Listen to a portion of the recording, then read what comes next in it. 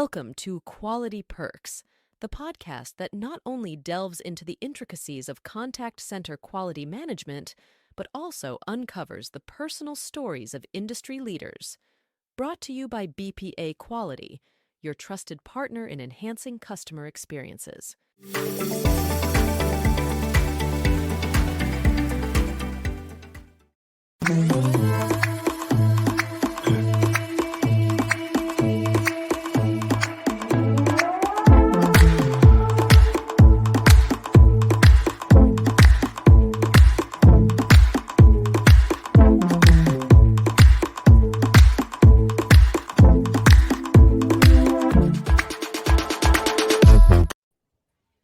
And we are live. Welcome to season 2, episode 1. And we are with Neal Eggers, of course, my wonderful co-host. And we have a fantastic guest today, Shaun Marshall.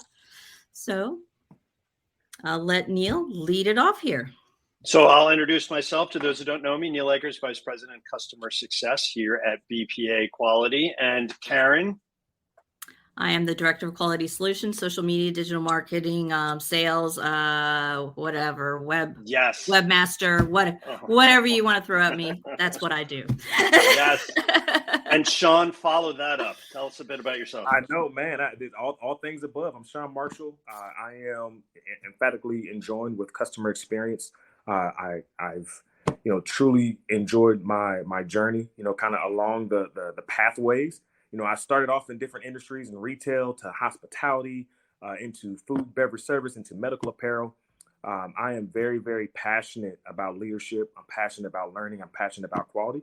And I hope that, we're able to add value to this new season and really give the listeners, something to take away and really kind of ponder upon. Awesome. Thank you. Yeah, we're extremely excited that our sponsors allowed us to go to a second season. So we're ecstatic about that. We always start these conversations off with what we're drinking today. So I'll go first. I actually didn't make my coffee today. I procured my coffee today. There's a humble local story. There's a coffee bagel place beachside. So I'm in Florida.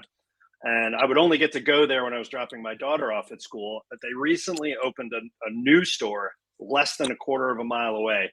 So things that aren't good for a New Yorker who lives in Florida is a bagel store a quarter of a mile away. So I'm going to have to make some life changes for that one. But shout out to the Salty Bagel here in Melbourne, Florida. Karyn, what do you have today?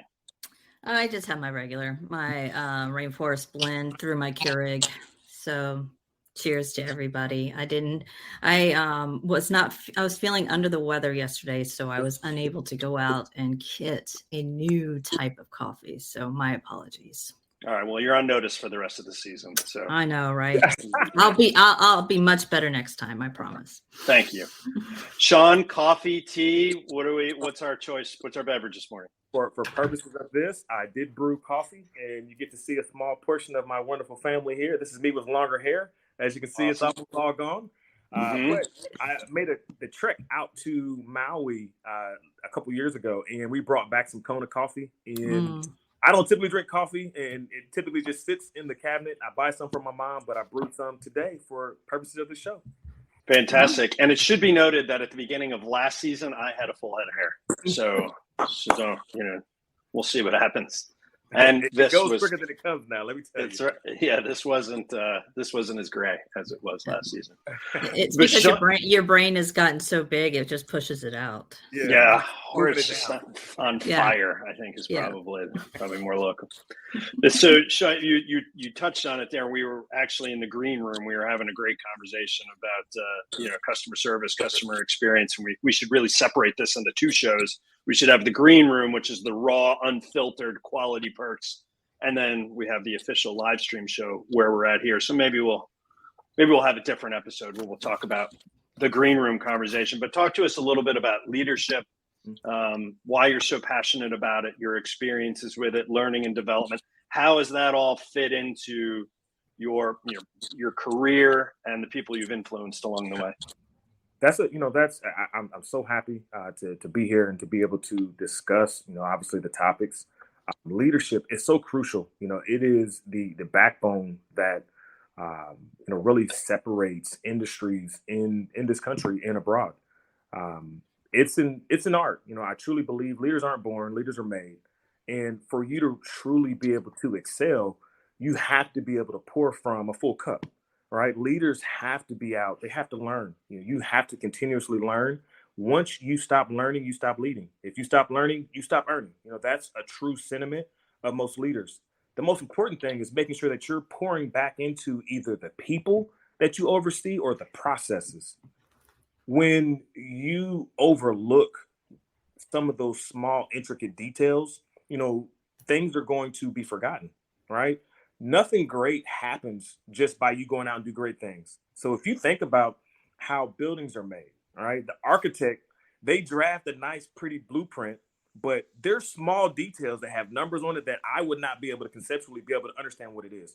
And it's the same thing of how you build your character. What you kind of put in is what you're going to be able to give out. So from a leadership standpoint, you have to understand different success stories. Success doesn't have a year on it. What worked well back in 1950, there's small details that you may be able to emulate now. But if you don't take the opportunity to learn about leaders of the past, then you're really going to miss opportunities to be able to understand when challenges arise, right? There's no mistakes in this ballgame. There's opportunities.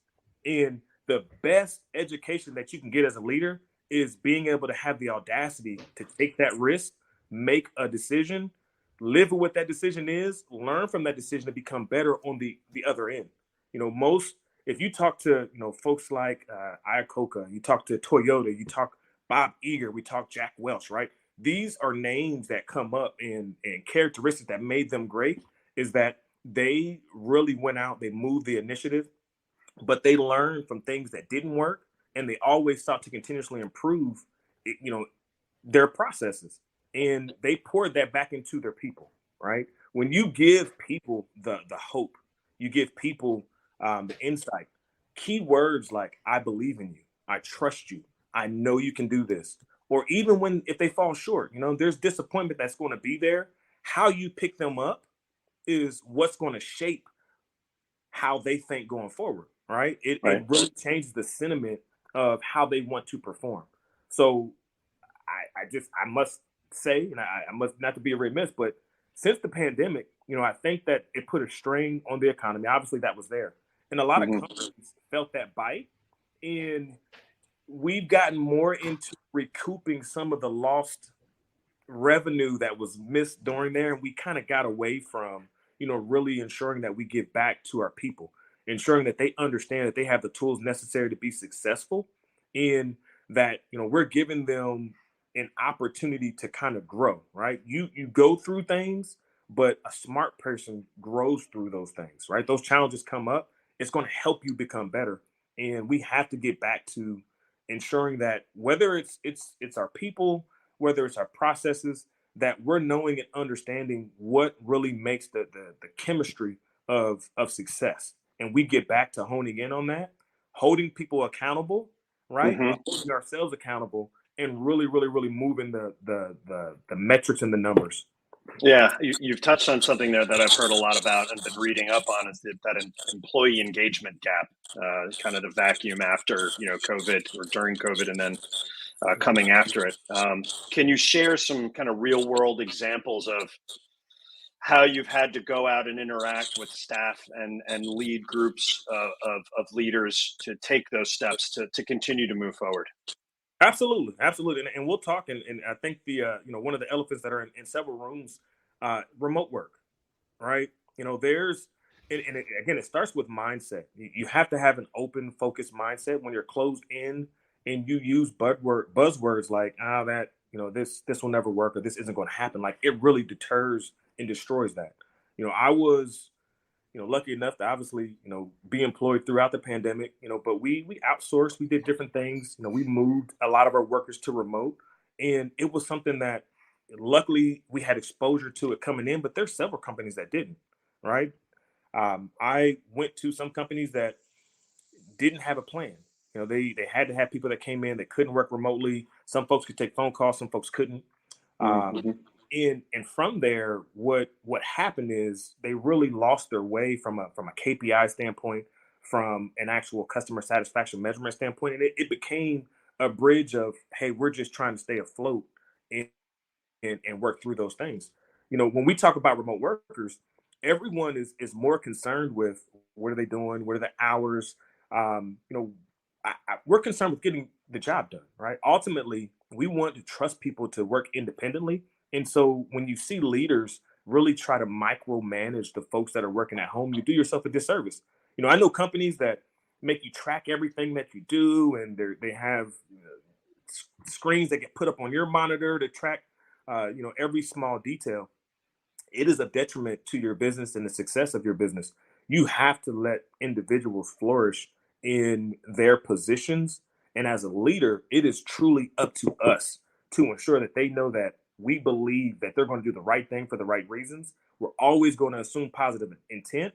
We're going to have difficult conversations as they arise, but you don't want to micromanage someone's time. You want to manage the outcome of the work that they're going to produce. And let's be clear. This happens every day. We sign up with vendors, and vendors will say, hey, you have 2,000 hours of our time, and we use 500 of them. But we want to maximize the 2,080 hours that an employee works every year, and we really hone in on that. But we'll spend money on other things like marketing, right? Marketing spend, and we may not hold some of those things to the same standard as we hold it to our employees. We have to believe in them. Our human capital is one of the most important capitals that you have in business, and you really need to act in that manner because it truly is important to the success of your business. Right. Yes, and we've talked about leading up to this, the importance of quality monitoring, speech analytics, the technology that can be leveraged to support that, right? So you're not micromanaging your staff, you're giving your leaders the data and the insights they need in order to put solutions in place to best support their team. So how do we address customer concerns before they even get to talking to live agents or to customer facing functions within the contact center? I know you've set up a lot of quality monitoring initiatives and programs. What were you looking for when not each one, but generally speaking, your philosophy on when you're rolling out or implementing a quality assurance or technology like speech analytics? What are you looking for, and what were some of the roadblocks that you came across or bumps in the road? Oh man, I've been through several vendors from a quality monitoring standpoint. Number one, I want to point out that it's one of the most important aspects of the contact center. You have to know and be involved and understand. This is the face of your company. The individuals that are answering those calls, right? And I think you mentioned it. You have to have a sound telephony system in place that can really help you manage the call flow that comes in. In the contact center, it is always one of those areas where you want to manage the workforce down, right? So you need tools that are going to be there to help you be successful. And from an upper management standpoint, right, you want to be making decisions based on understanding and knowledge. You don't want to make based on assumption because you're likely going to miss some of those things. From a quality standpoint, when we first started, it was, hey, I want to be able to listen to phone calls because we didn't know, I wasn't very versed, a decade ago. And it was something that was, fairly new. We just wanted to listen to calls. I want to know what's going on.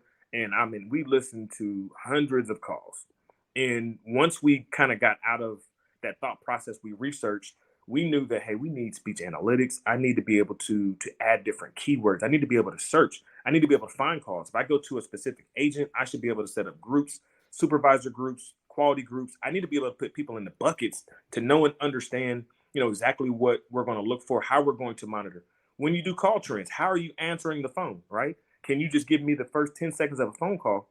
Can you point out holds? When a call is transferred, I need to be able to see the first call, where it was transferred to, the second call in one stream. There was nothing more frustrating, Neal and Karyn, having to go back and find 3 different calls from 3 different people because the monitoring system didn't bridge those calls together. Mm-hmm. So we learned through the frustration, right, and kind of pulling our hair out that, hey, we need to be able to see, these things. Our business at the time was too complex. We have reservations, you have group sales, you have customer care. You have all these things that are together, and a call can start in one line of the business, move somewhere else, come here, and just keep getting transferred around. It's hard to get the call ID and then go back in and find it, right? We learned what DNIS was, right? Mm-hmm. So how to be able to identify, what's coming in. So as you kind of get along, it would behoove you to really obviously hone in on making it seamless for a quality coordinator, a quality manager, a supervisor, a manager, even an executive, right? To be able to find exactly what they're looking for, kind of instantaneously by knowing the system, and the system's going to provide you the tools necessary to be able to find those calls. It is truly crucial for you to be like, for us, we were going through a lawsuit back in 2017. And so anytime someone mentioned certain words, right, we had to be able to go and find it, whether it was online reviews, whether it was on a call. We had to be able to know, because we had to provide this information and these details to individuals that, really needed to know and understand exactly what it was. So we were able to go back, find calls. We can extract the calls, right? That's another thing. Being able to pull the calls out of the system seamlessly. Because, we first started, we were with our phones recording the calls, and then it was a tape recorder. Yeah.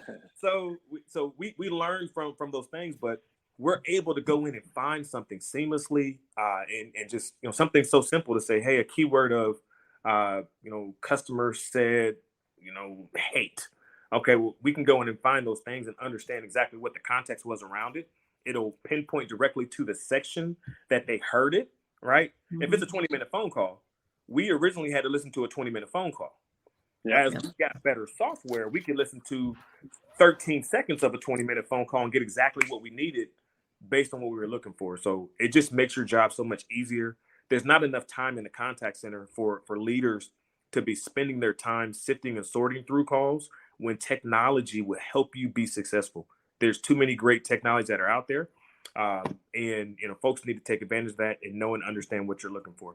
It's interesting because I think we covered like the whole spectrum of employee feedback. We were talking about leadership and development, where we're talking about at the individual agent level, right? Why it's so critical to give an employee or even leaders on the team feedback so that they know what to improve on and they know what to succeed. And then we go all the way up to, the legality that a good quality monitoring and technology can help you business intelligence items that can really provide support to an organization that's not at the agent level, it's at the business level. It's it's these compliance issues, it's these larger mountain moving items that you want a quality monitoring program or your technology leveraging quality monitoring to help avoid. It's forecasting these issues and being able to get out in front of them using these bits and pieces that save a company money or make a company money. So it's so important for agent. I'm not diminishing the importance of agent feedback and coaching and learning and development, but it's also that huge business side, right? Like, how can you keep my company from falling into some of these compliance risk, other areas, or how, from a sales perspective, what rebuttals are working and which rebuttals are not, which sales behaviors are working and which ones are not. Show me examples of those, bring those out of the technology, out of the quality monitoring program, so that I can then take that big thought of what's working and what's not and train it down to the agent level, which I think is so important, going from that macro all the way down to agent level. Quality monitoring is a revenue generational tool. And obviously there's costs, but it is a revenue generation tool, right? You will be able to expand your knowledge, your business, your understanding, and grow your team members. And you may be able to capture lost revenue based on being able to hear and being able to reach back out to a customer. I've done that several times. It's been very successful. It is I can't stress that enough. It is too crucial to the business for you to overlook that aspect of the contact center. It's one of the largest KPIs that are out there in most contact centers. So if there's anyone that's listening live or that are going to listen to this later, if I leave them with anything, it is too crucial to your business to leave it to chance. You need to get a great quality monitoring tool. Neal and Karyn can help you with that. It will absolutely increase your productivity. It will grow your business. Do not leave it to chance. You have to know exactly what's being said to your customers because your reputation is on the line. And, employees can kind of come and go. Your business will likely, withstand that. But the tarnishment to your reputation could be, severe enough to where you get left behind. Do not leave it to chance. Definitely take the opportunity to explore the alternatives. Know and understand that, there's going to be different tools that are out there. Pick the one that's best for your business, scale it wisely, and absolutely take advantage of all of the benefits that are available from a call monitoring standpoint. Awesome. So we're coming up to the end of our episode. But Shaun, are you headed anywhere? Are you going to any shows in the next couple of weeks, months? I didn't ask you this in advance. I'm kind of throwing it out there to see if you're going anywhere. If people who are listening can meet up with you and meet you in person, I think that would be great. I have a couple things that are going. I meant to tell you so before this. So I had the opportunity to get out to Yellowstone in Montana at the front of the week and just really get grounded into nature to kind of start my creative juices. I went over to Mount Rushmore. I ended in Las Vegas I'm an avid boxing fan, so I ended there.